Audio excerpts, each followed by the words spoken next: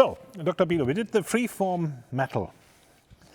We sketched metal, brick and plaster, so we now need to do the version of the freeform in brick.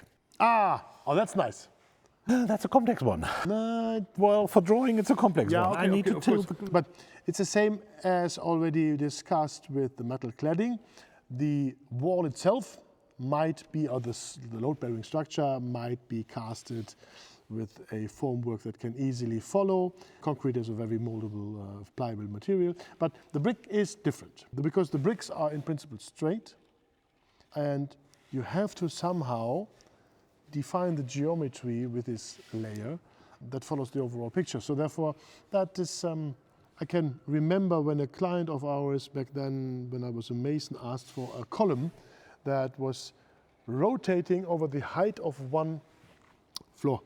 So over 3.5 meters or so it rotated. And then we made a jig, and whenever you put the next layer on top, the jig helps you to rotate 1.7 degrees. It was calculated according to the height of the stones and whatsoever of each layer. And that takes quite a lot of effort.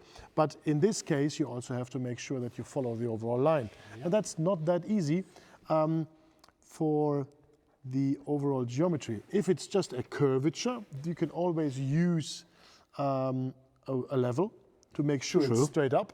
But if it's a free-form, double curved surface, then it becomes more tricky. Which means you actually have the bricks, you somehow tilt them, and then you staple them. And then you also move them in and out in order to create also, for instance, a bow or something like that. That's quite a challenge.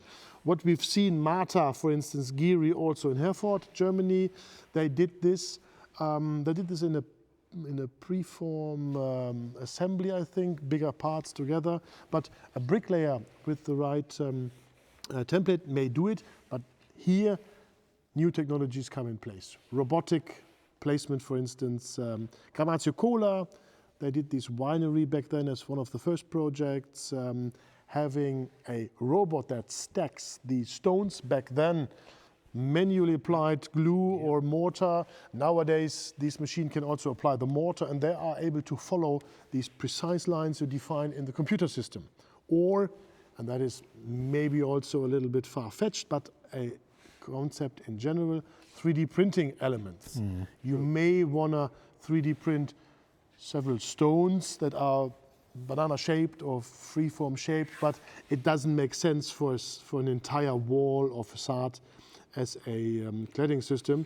This is a little bit maybe music from the future, but we've already seen applications in smaller quantities, but not in this high number that you need. So in this case, you will, maybe you find a good craftsman's team that are able to make computer-guided templates, that you can check these, or actually have a robot that supports your work by following this freeform. And it will always be this zigzag sort of polygonal approximation. So you're actually arguing, simple to be done, with standard bricks in geometry, but needs craftsman's skill. Yeah.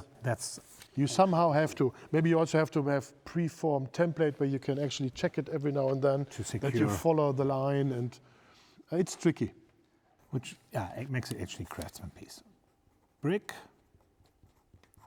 window, isometric, so free form. About 1 to 10.